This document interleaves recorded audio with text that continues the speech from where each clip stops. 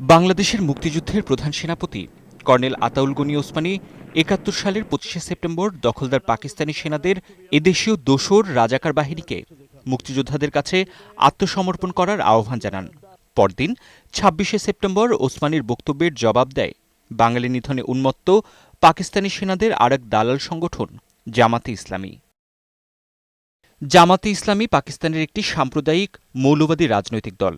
দলটির এদেশীয় শাখার প্রধান গোলাম আজম ৭১-এর এদিন যে কোনো মূল্যে বঙ্গবন্ধুর স্বাধীনতা ঘোষণা করা বাংলাদেশকে নস্যাৎ করে অখণ্ড পাকিস্তান রক্ষার অঙ্গীকার ব্যক্ত করেন।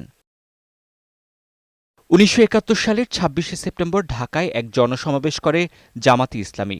সেখানে দেয়া বক্তৃতায় বাংলাদেশ ও বাঙালি বিরোধী গোলাম আজম মুক্তিযোদ্ধাদেরকে দুষ্কৃতিকারী ও পাকিস্তানের দুশমন বলে উল্লেখ করেন।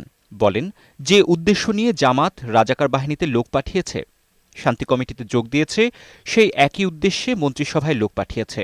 পাকিস্তানের সামরিক বাহিনী পূর্ণ নিয়ন্ত্রণ আসার পরও যে কয়েক হাজার লোক দুষ্কৃতিকারীদের হাতে শহীদ হয়েছেন, তাদের অধিকাংশই জামাতের কর্মী।